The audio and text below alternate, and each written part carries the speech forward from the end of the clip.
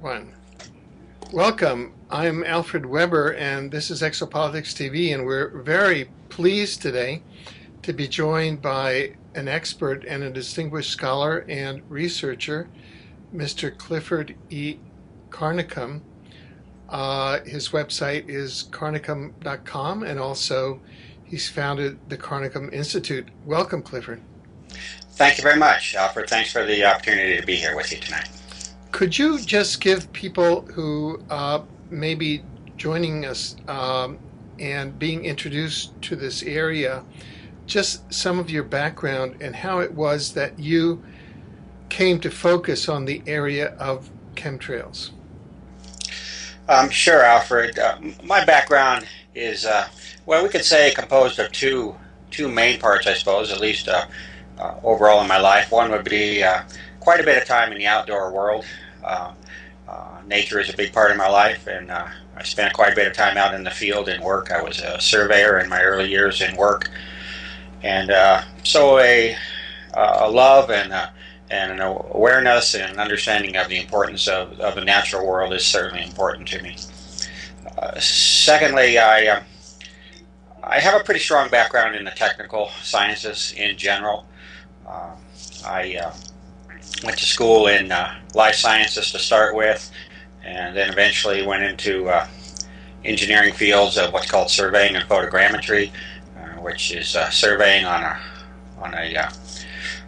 more advanced scale, I suppose. And then eventually I went into that as a full profession and worked for the federal government for 15 years in 3 different areas. Eventually with the federal government as what's called a geodesist, a rather small group of people. But geodesy is essentially a surveying on a global scale. There's 3 main parts to it: satellite geodesy and geometric geodesy and gravimetric geodesy. And I ended up being involved in gravimetric geodesy, which is a field which studies the modeling of the gravitational field of the Earth. And so that was my work with the Defense Department. Also worked with the Bureau of Land Management as a cadastral survey, and also the U.S. Forest Service in my early years. So that's a little bit of my background. I'm currently a computer consultant, self-employed for the last 13 years now in the Santa Fe, New Mexico area. And in terms of how I, became involved in this, it began in February, in fact, Valentine's Day, not too long ago now. Valentine's Day in 1999 was the first photograph that I posted up on the internet. And that photograph was to call attention to things that were happening in our sky involving aircraft that were certainly anomalous to me. And the first couple years of my work were really nothing more than simply calling attention to the fact that something is unusual. And again, having a background in photogrammetry, meaning I have some understanding of the value of photographs for their metric benefits as well as aesthetic. You can make some pretty detailed measurements with photographs if you wish to. And so I spent a couple of years just literally documenting what I was seeing without, we really didn't have much information to interpret what the scope of the operations were. So I simply was a documentary person for a couple of years, and from there on it advanced into quite a bit of environmental sampling work eventually, and then the analysis stage starts once we have enough data to start getting a bigger picture. Then the more analytical side kicks in, I suppose, at that point.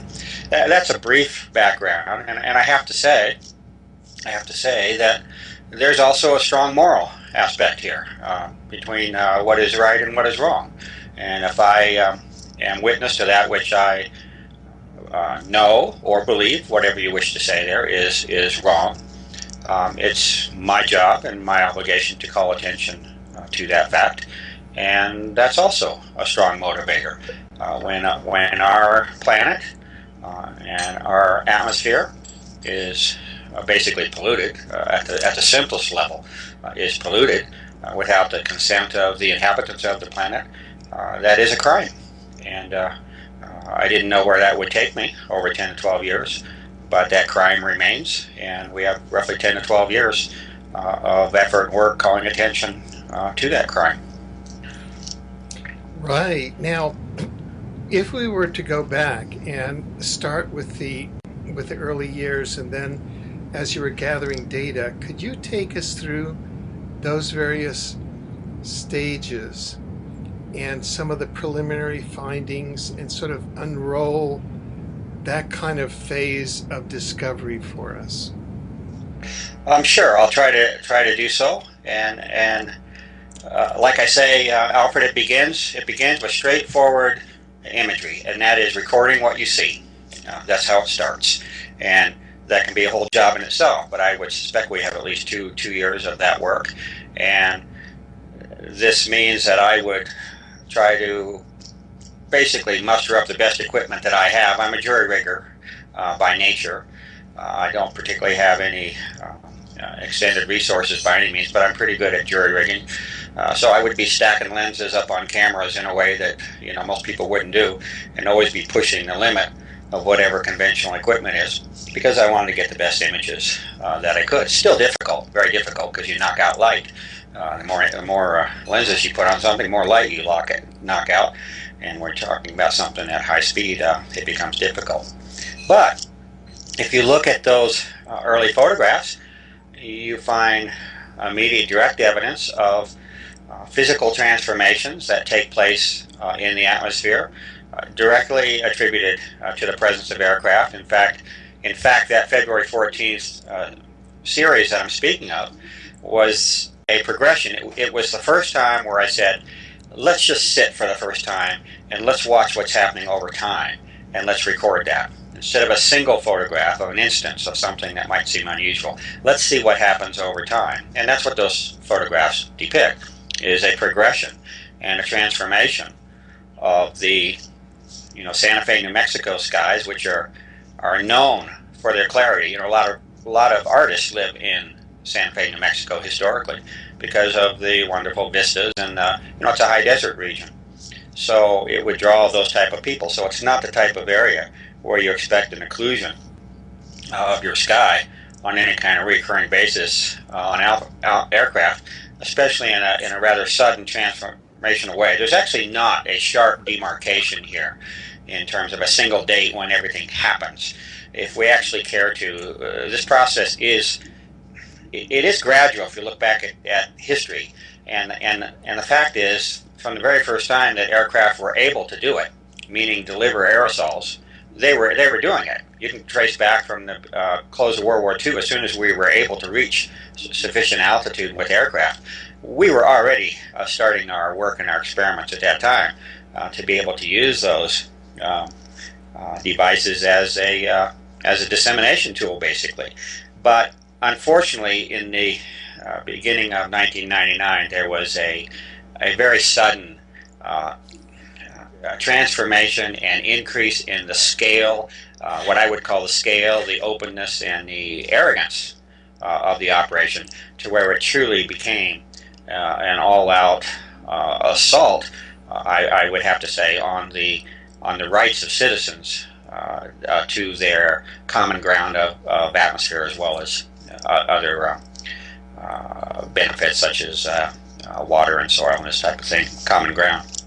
So there is this period, and included in those photographs, we start to see some rather unusual instances. I mean, I don't know how you can say it, but you have aircraft which are documented at that time, which show a dissemination of materials, whatever it is you want to say.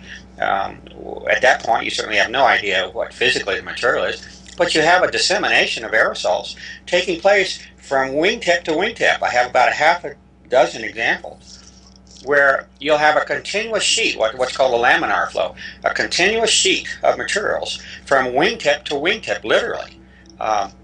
It's a sheet. Now, it doesn't jive with engines. Now, I'm aware of the counter-arguments for most of the things that we're speaking of, and I think it's important to pay attention to those counter-arguments. But the most glaring example of a logical break would be the fact of having a continuous stream of materials being released from wingtip to wingtip. So you're talking roughly, call it 130 feet wide, maybe roughly, something like that. And then the aircraft doesn't even have engines located. at that point. Okay, some of the aircraft have engines located on a fuselage. It's called MD-80 style. Has the engines on the fuselage. You don't even have engines on the wing, and yet you have this type of flow arrangement taking place and release of materials. So very early in the game, you reach these logical breaks, no matter how you try to explain it as being something that's normal and conventional, where it just doesn't work.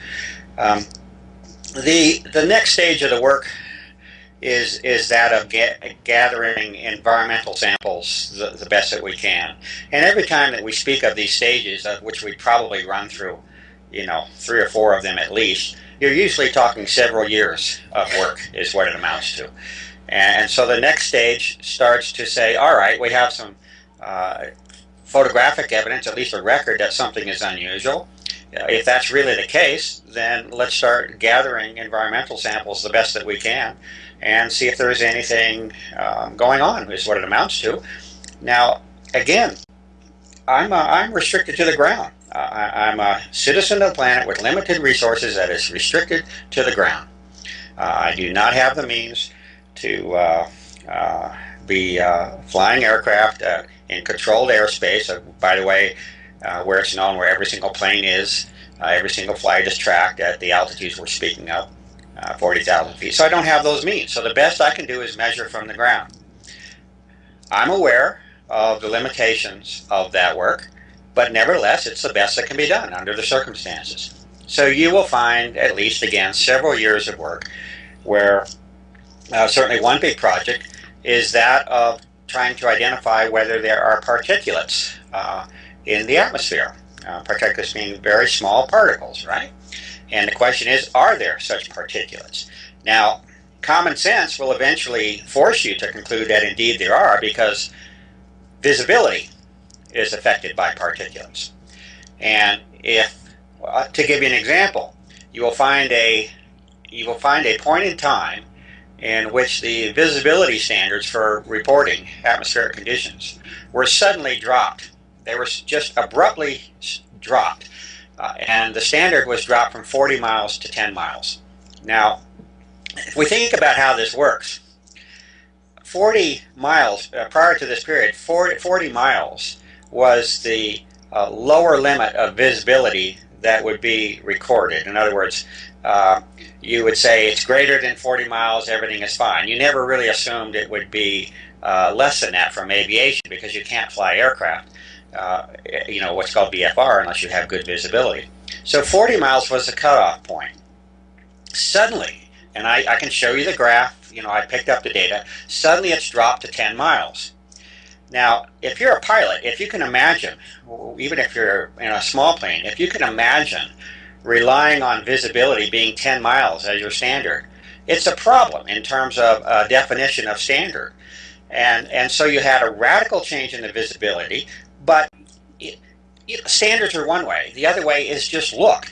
And we have photograph after photograph of mountain ranges that are literally a few miles away.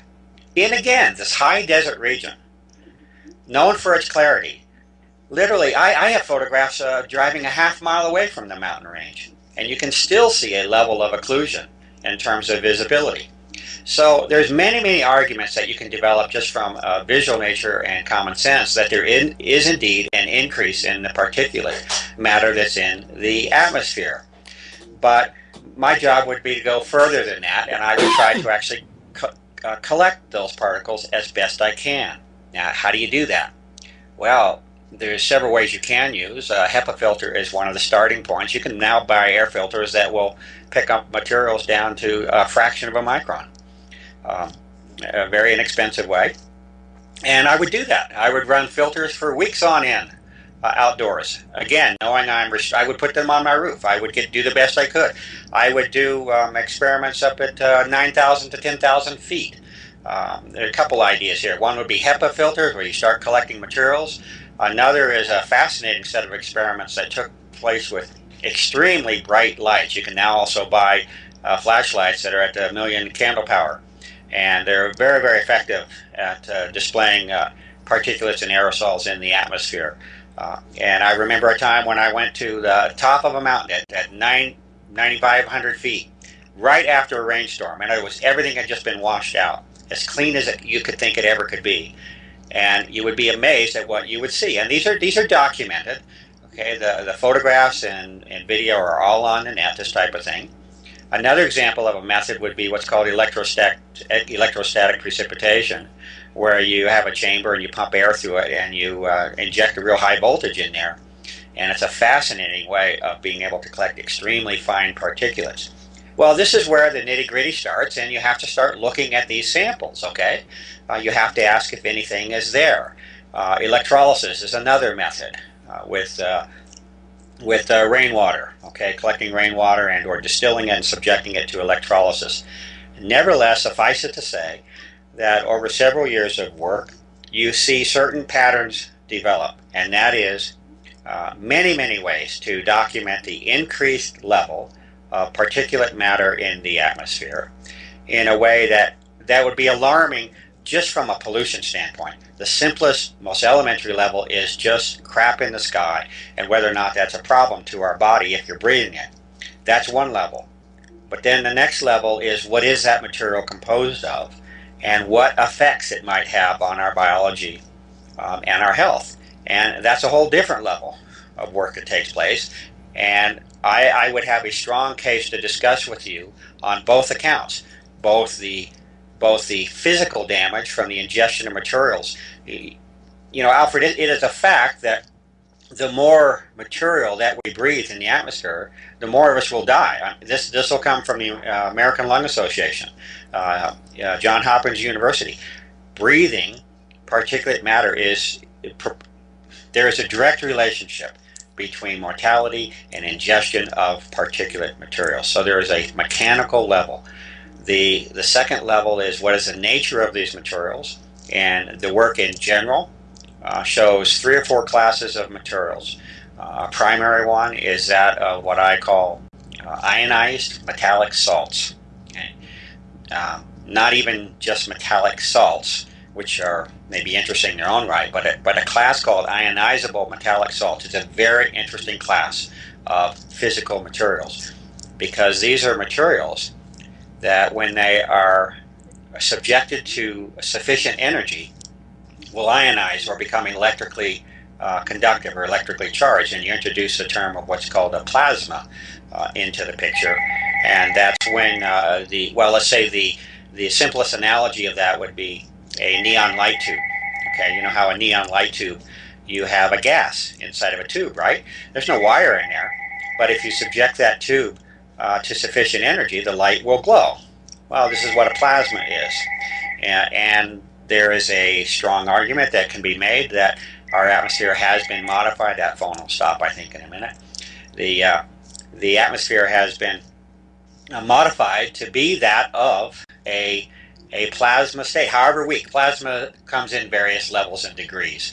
As a matter of fact, I know you have an interest in things outside of this planet, and the fact is that the normal state of affairs in the universe is that of a plasma.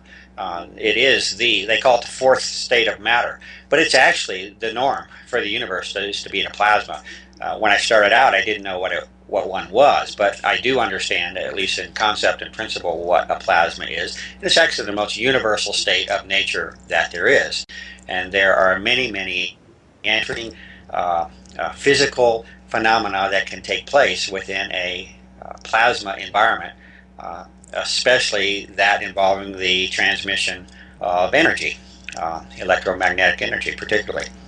So that class of materials is very, very interesting, and as you see as we go along here, we could have an extended discussion on any one of these topics that I'm bringing up, and I'm trying to get through your question, but every time we bring up something, you see it opens up. Sure. It opens up a whole avenue, right?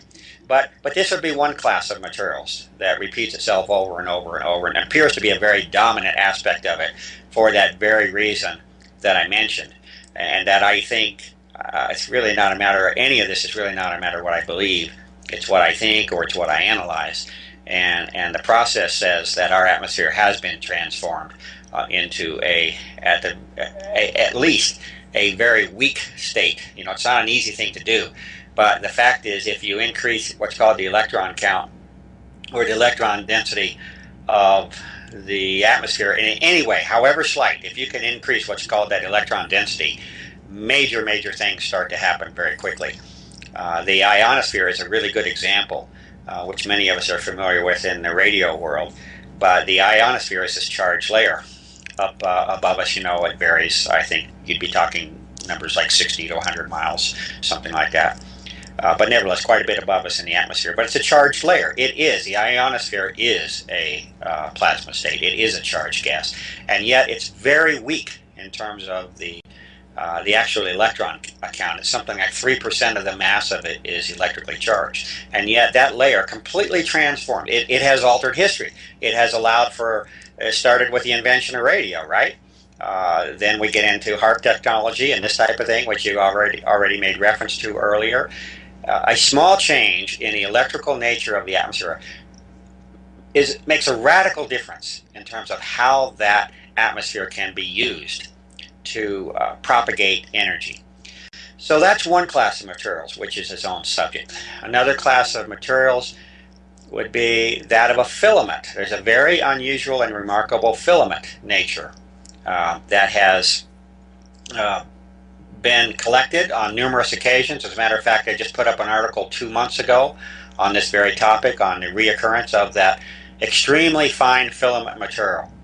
It's an amazing subject of discussion, and we could have another hour or two probably just on that particular filament. But basically you're dealing with a sub-micron filament. Asbestos fibers, to give you an example, are roughly 2 microns in thickness. I'm speaking of a filament which is less than a micron, roughly a micron to less than a micron in thickness. Now, many of us are aware of the environmental and health hazards of asbestos over the decades and all of the environmental attention that has been given to that issue. We know it's not a good thing to be breathing filaments.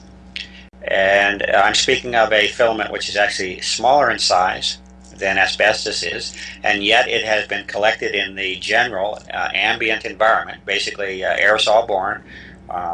And I'll be fair in my work. Okay, you'll never say I don't have a single sample that comes directly from an aircraft, quote unquote, so to speak.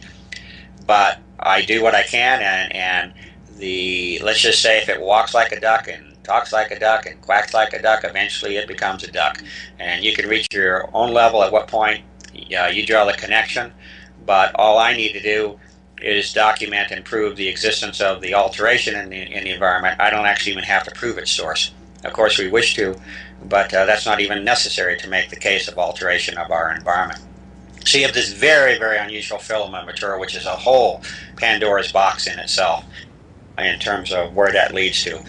And we might, if we have time, talk about it more. The third class of materials that would be dominant would be that of what I call biological components.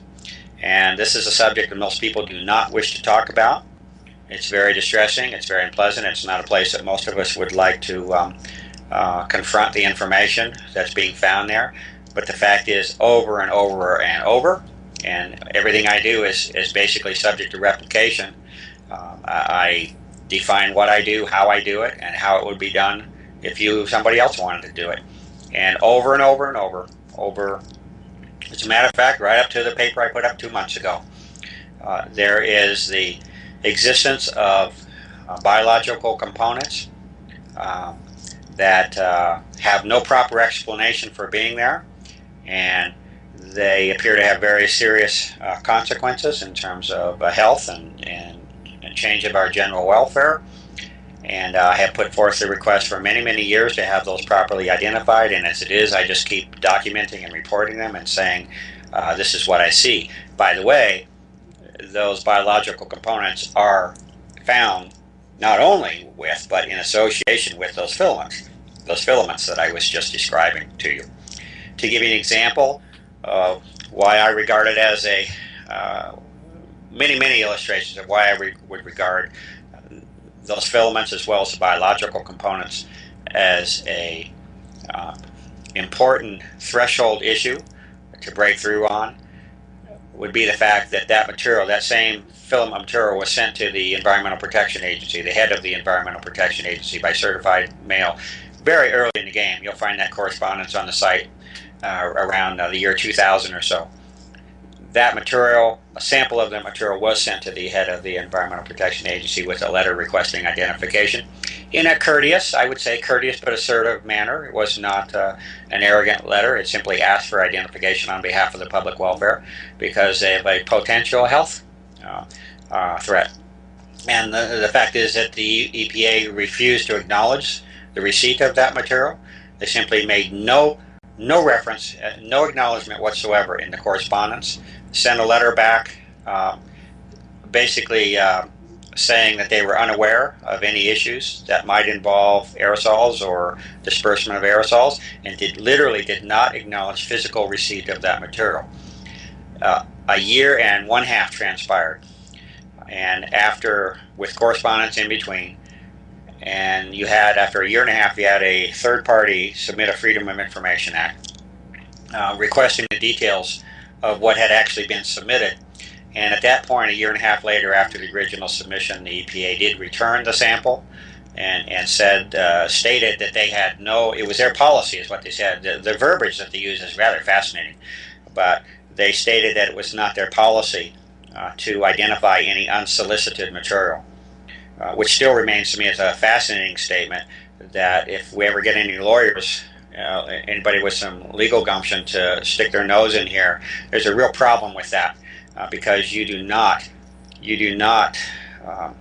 make the decision of the actions of the mission statement of the EPA, which is to protect the welfare of this planet. You do not make that decision based upon policy or the whims of a particular person in office at the time. You would base such a decision on an evaluation of that risk and threat to the environment, and then the decision laid out accordingly. So I feel there's a legal basis there that needs to be pursued, and I'll always harp on that until it happens. But these would be 3 classes of materials. So what you end up there with is a great deal of work that documents and shows the transformation of our environment in very serious and significant ways. What's the Maslow's hierarchy? Is that what it is? You know, where you have certain Sure. right? We have certain needs, right? And you don't make it very far without certain basic needs being satisfied. And I ask you to find any need greater than that of breathing, and ask me how far you can go if you can't breathe right, or you have a problem with what you're breathing. These problems are very serious, and they're at the absolute fundamental root of our existence if this transformation indeed has taken place. The third level of that work is probably more of the analytical side, where one is trying to understand these changes that have taken place, and then the obvious question that comes up is why? Why would you do these things? Why would you transform the environment? And in the particular issue that we're speaking of, which has become more complex, the word that I use is aerosols. It's not a very exciting term for most people, but it's the most accurate term, which has come into play over the last couple of years, is called geo-engineering and bioengineering. And these are very favorable terms. I think, you know, I certainly support the use of those terms, and have so more later time, because they do reflect what is happening. But the use of the term chemtrail or something is not something that you will find that I will use. But nevertheless, we have this physical change in our environment, and the question that comes up is, why would you do that? And you will find fairly early in the game a rather strong platform, let's say, that is put out there. Basically an explanation, we could say, that has been offered in, quote, what I would call the public venue of an explanation for these events, and that concerns primarily global warming and cooling the planet. This kind of argument has been presented as being sufficient to explain everything that is going on, and along with that argument will be the sort of subtle inference that, you know, well, yeah, this is what it is. We're actually helping things out with cooling this planet down, but you know, it's really best that you don't know about it. You know, we're not really going to talk to you about what it is, but we're going to tell you that this must be for your own good, and it must be for the good of the planet. But yet we won't give you the details of what's really happening. Now, I have always found that case to be extremely weak and not sufficient at all to explain the comprehensive nature of these operations. And my work has led me to what I call 7 areas. 7 areas are application areas, areas of endeavor that at least in part attempt to answer the question of why. Why would you alter the environment in this way?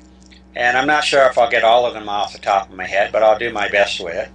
And the first is that of environmental modification. It does give credence and attention to the fact that weather modification and environmental modification, in fact, is a legitimate application. However, we go back to that argument of global warming.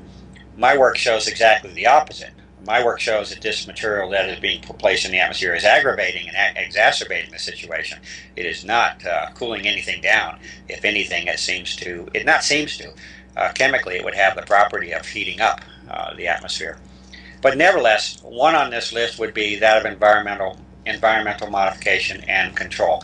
The second would be that of military operations. And there will be an overlap. As we talk about these, there will be overlaps between them, and there's no singular demarcation between them.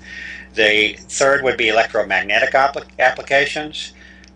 The fourth would be biological operations. The fifth would be geophysical operations. That gets to be an interesting one. I know you already made a reference, Alfred, to that one of 7 topics earlier.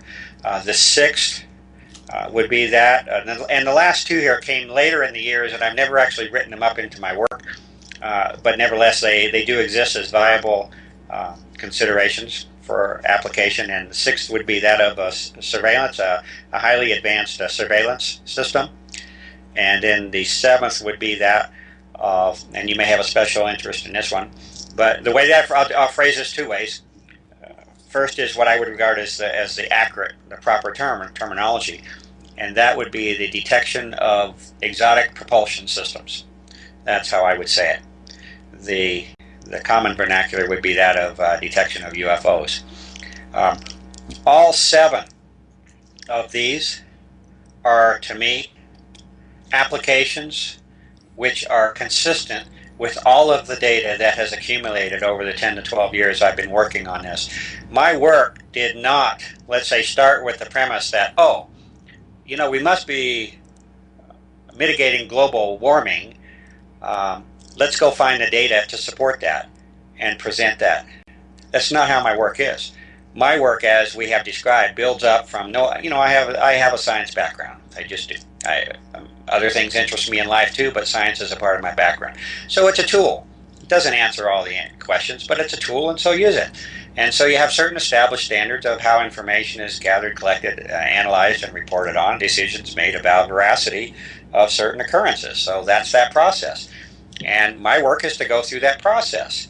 And if you do the work fairly and honestly, you don't make any assumptions. And I have tried to be fair and honest in my work from the very beginning. Like I said at the beginning, I just took photographs. I didn't say anything because I didn't know anything at that point about what this might mean. But over the years, it is the analysis of the data, collected data, observed data.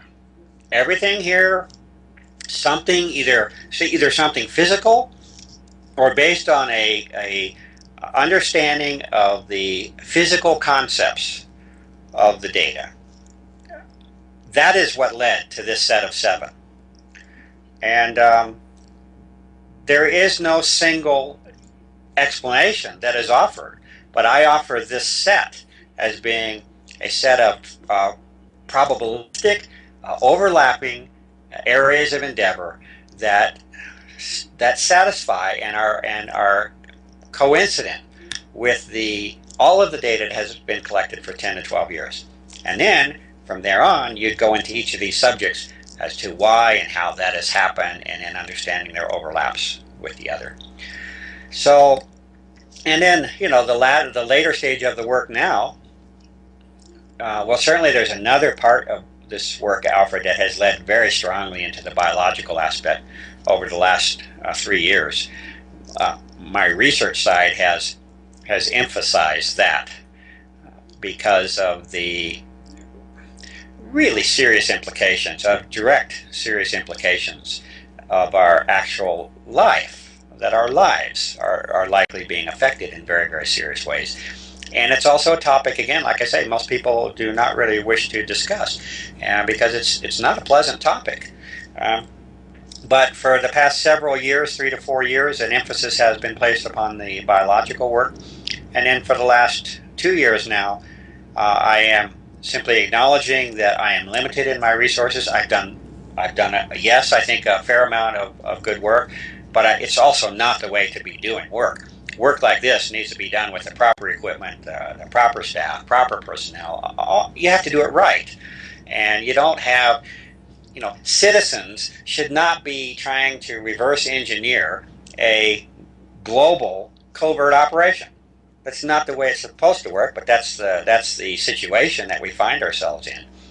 And so for the past couple of years, I've devoted my attention primarily to a nonprofit organization, which is attempting to extend the influence of my work beyond that of myself alone, and try to encourage collaboration and involvement on a grander scale with other organizations and other parties, where we can start to breach those barriers of disclosure that have been imposed upon us.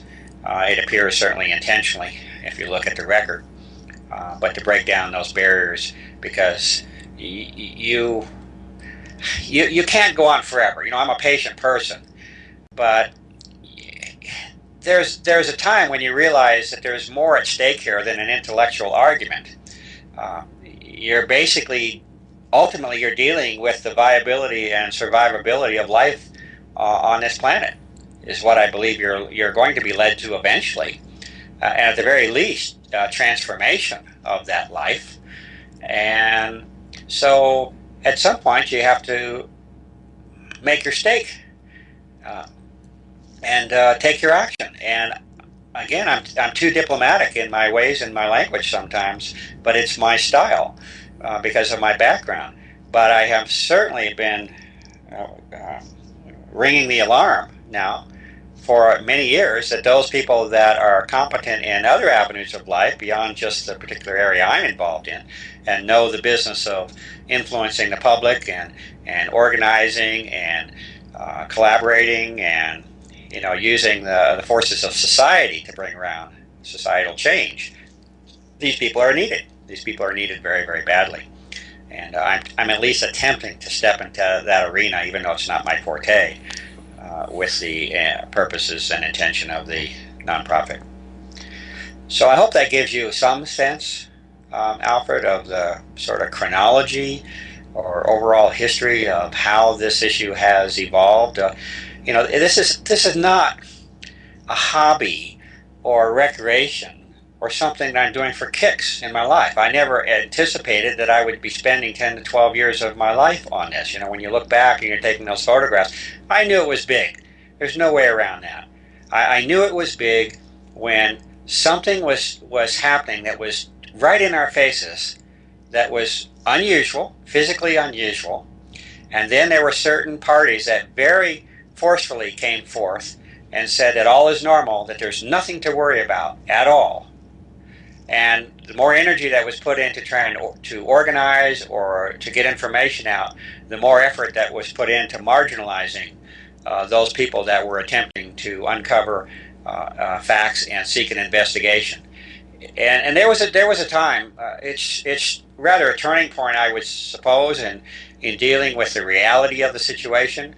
But there's a point where the United States Air Force just outright lied. Now, you know, my father was a Navy man. I grew up in a Navy family. He was in there for 30 years. And I worked for the Defense Department. I have a respect. I have a respect for the military and the need and purpose for which it serves. but I also know a lie.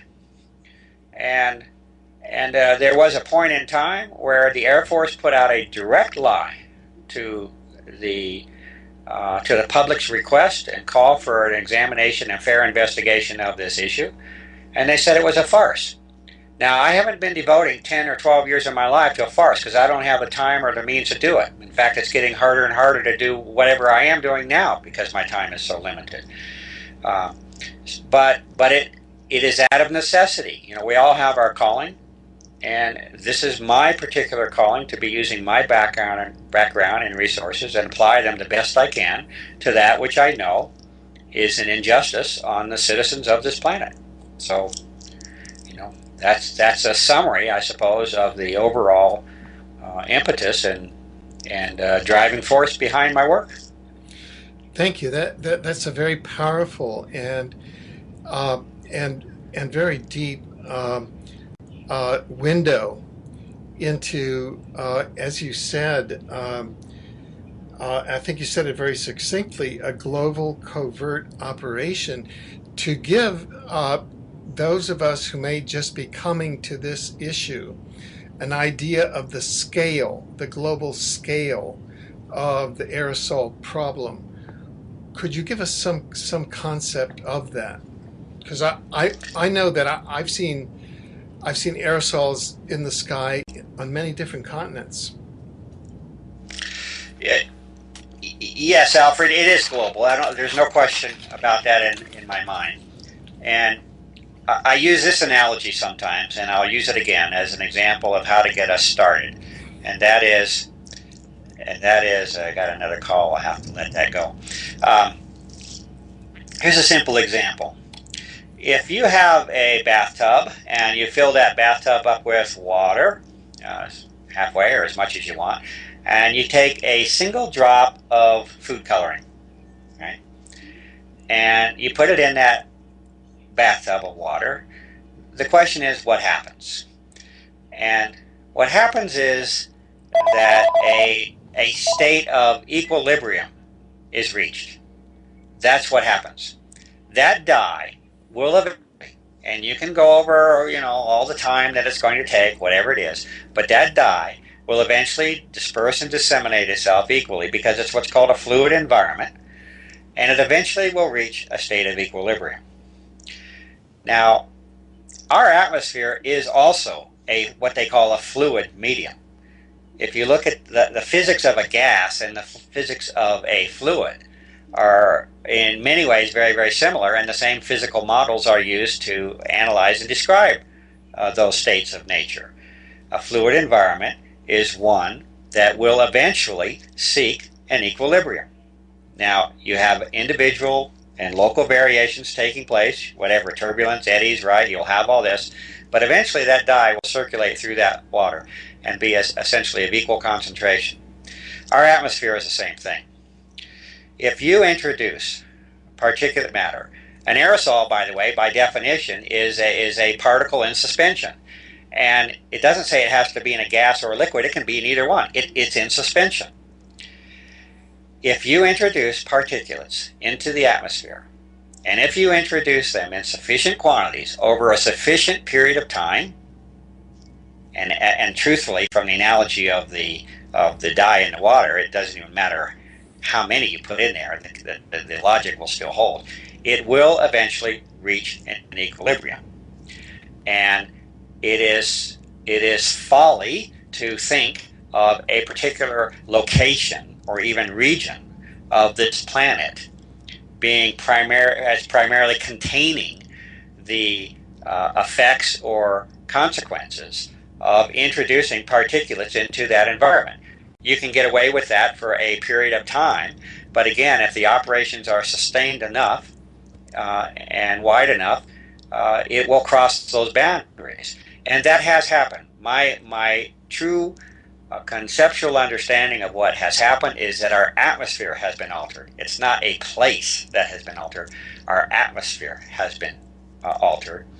And I would view no part of this planet at this point in time, we're talking of 10 to 12 years now, actually within a few years, it appears to have achieved it. But I regard no part of this planet as being immune from the effects and consequences of the introductions of these particulates. And for us many years, I personally perceive us as in what I would call a maintenance operation. The actual level of saturation, that point of equilibrium, was reached, I believe, many years ago, several years ago, and it is necessary to, it appears, to maintain a certain equilibrium and concentration to carry on these applications. There's always a limit to anything with your technology and this type of thing. So this is, first of all, how I see this. And, I did the work to try and study this about, is it physically feasible to do this type of thing? And, there were questions in my mind. When I first saw this, it was actually difficult for me to imagine how could you possibly affect the whole planet with aircraft. But, if you actually look at that problem, it's quite feasible. In fact, it's a whole lot more feasible than you might even think it is, because along the way I have come to understand and learn that this atmosphere we have is extremely fragile. We don't realize how fragile our atmosphere is. We think of our atmosphere as going off into space and being 100 and 200 miles thick. The truth is that 3/4 of the mass of our atmosphere is contained in a layer 7 miles thick. Now, 7 miles is your trip down to the grocery store. And 70% of the mass of our atmosphere, i.e. our life, our ability to live, is based upon the existence of that very thin, fragile shell. So if you want to ask whether or not it's possible to alter that environment, you bet it is. And it's been done. And it's been done some time ago. And, from the physical side, it's an interesting problem to actually realize that could be done, but the fact is it has been, and quite some time ago. My position is that our planet has been changed. Right. Now, we have about 8 minutes left in this segment, and there are two questions I'd like to explore. And I agree that we could be here for a long period of time, and I do appreciate your being with us in this interview, and I hope that we're not taking too much of your time. And, not at all, Alfred. Not at all. Thank you. One question is this: if we look at the 7 different, I would call, and maybe I'm not understanding them, but I would call the 7 different aspects that you mentioned 7 applications, possibly. Absolutely correct. Yeah. Now, if we take those 7 applications, those are applications for a purpose. Say there may be sub-purposes, but there's an overall purpose or goal, which I would imagine that you may have spent some time thinking about, perhaps documenting. What are your thoughts on the overall purpose of this particular, quote, covert global operation? Operation, and these particular 7 applications, each of which seems to be a weapon-like in nature. Yeah, it's a very good question, and you're right, Alfred, that I have thought about it. Have many hours, right, where I try to synthesize. That's usually and often how you come to even one of these 7, is by a synthesis of a lot of information over a period of time. And what you're seeking there is a very logical question. I'll give you my best interpretation. But yes, what would you do if you look at all of these in the grandest picture possible? What are you led to? And my thinking process it's boiled down to one word in the end. And again, it took a long time to get to that point. But the single word is that of control. If I look at all of these, and I look at the likely and intended application of each one of them, both individually as well as collectively, I can come to no other logical conclusion than a manifestation and expression of control. And that actually leads eventually to what you would call ultimate control. That would be the likely, let's say, goal, would be that of ultimate control. And what is ultimate control, right? It's control of everything about you and your environment, right? The world you live in. And this is not coming out of paranoia. This is coming simply out of thought, as you are asking. But if you look at these things and you actually ask, what is the overall likely effect of those? It is a manifestation of ultimate and complete control over, at least intended, okay? I'm not saying necessarily success or no success, but in terms of the driving force behind it, I'm talking about your physical environment, I'm talking about biology, I'm talking about energy, I'm talking about potential genetic evolution. These are the fields that I must consider in the end as being a probable target and agenda. Now, this leads to a second question, and this is where you and I would represent different disciplines speaking to each other. And my particular discipline comes from the law. And if I put on my hat as an international war crimes lawyer and judge, I'm a judge on the Kuala Lumpur War Crimes Tribunal, I would look at various international standards like the Geneva Conventions prohibiting crimes against humanity and genocide. I would look at the International Treaty Against Environmental Modification. I'm not saying that these are being enforced or being monitored, but I'm saying that these legal standards are there. I would look at the Rome Statute of the International Criminal Court, in which many of the standards of the Geneva Conventions have been incorporated for those 123 nations that are signatories to the Rome Statute. And they're meant to have teeth against genocide and against crimes against humanity. And we haven't gotten time yet, and maybe you can address this in your answer, to get into, well, do we have any epidemiological data as to what the impact, say, of the biological has been so far? But in your judgment, are there crimes against the environment occurring? Is there crimes against humanity occurring? Are there war crimes occurring? And is there genocide occurring, as these were understood in something as in the mainstream as the Nuremberg trials, which I think were the trials that codified the modern application of the Geneva Conventions in a very straightforward way. You know, you're the first person to ask me that question directly. You know, how I talked to you at the beginning, that underlying basis of this work is also based upon a moral argument. It's where it actually came from also. And it's why I became involved in this. And my answer to your question is yes. Okay. As a matter of fact, I mean, if you look at the title of my website, which was put out there in 1999, right? Whatever it is, I had to choose a title for that website.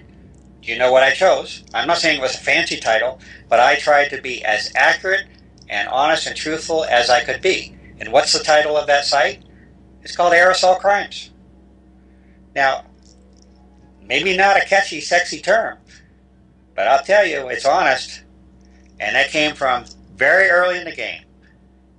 If I had any reason ever to dismiss that title, believe me, I would have taken it. I don't have an agenda in putting forth that title, based on some preconception as to what I think is. It was based upon actual direct examination of the issues at hand, and you're about the first person, if not the first person, that has asked the question directly that I have been essentially asking the whole world in my mind for 10 to 12 years, and that is, where are you? Where are you, human beings? And my answer is yes, that they are crimes. Well then, To the best of my understanding and knowledge, without any doubt, they are.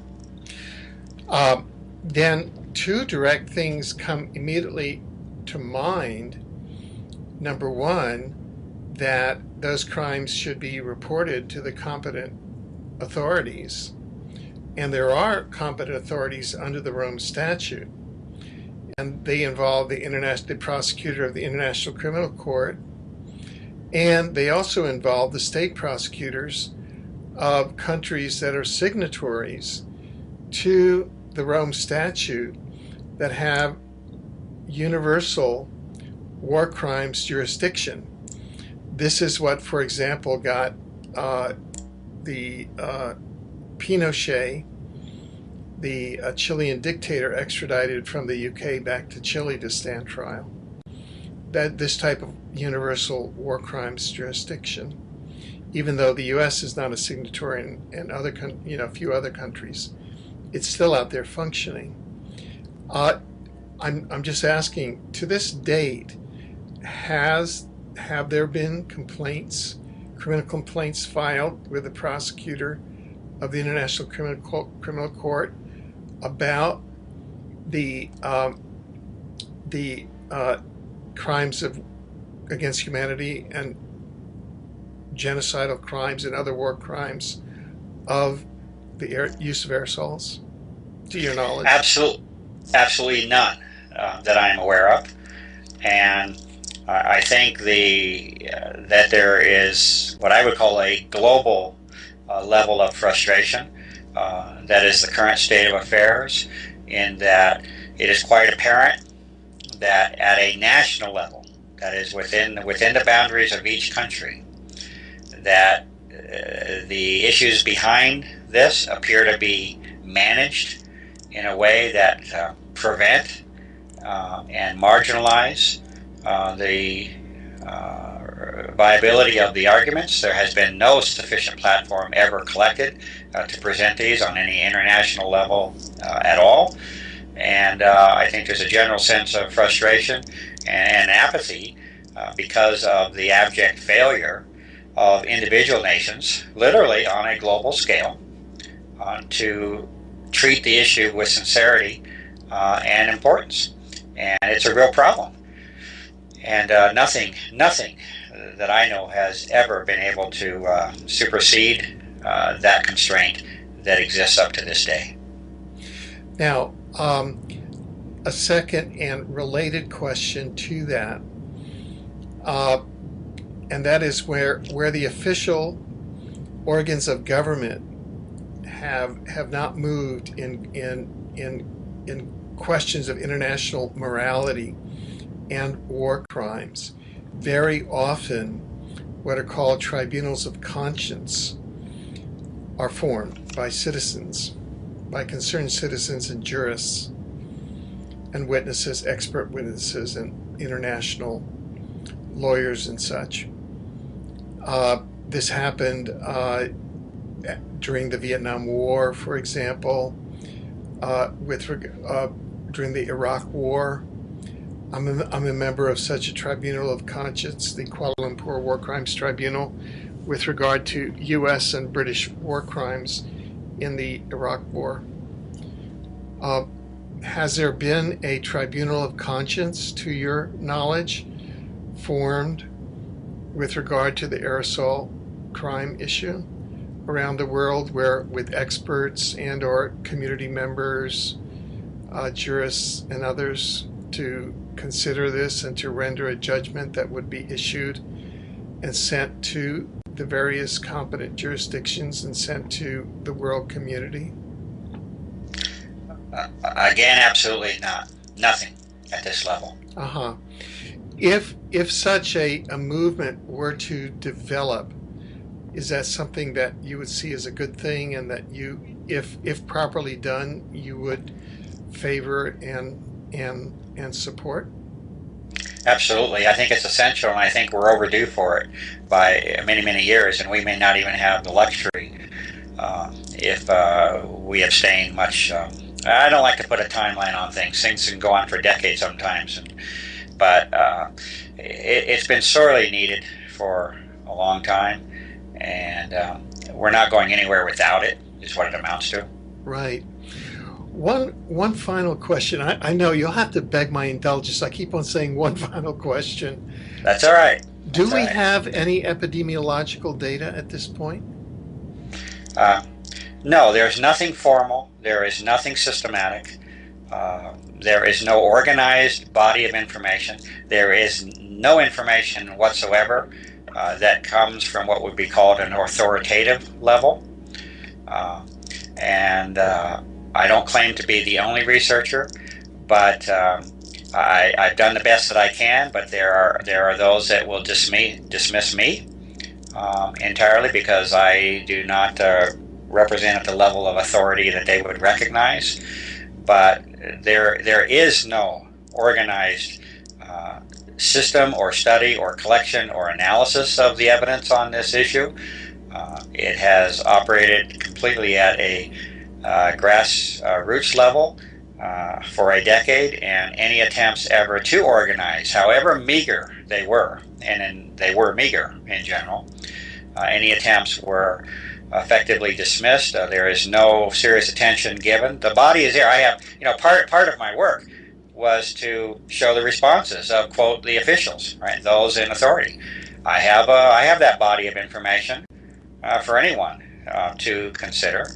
And it's an exercise in frustration. People don't actually even try anymore at that level because they did try, but they were marginalized and they were dismissed. And in my case, I have to operate upon what I know to be the truth, the best that I can establish it, and to act regardless of those efforts at dismissal that take place.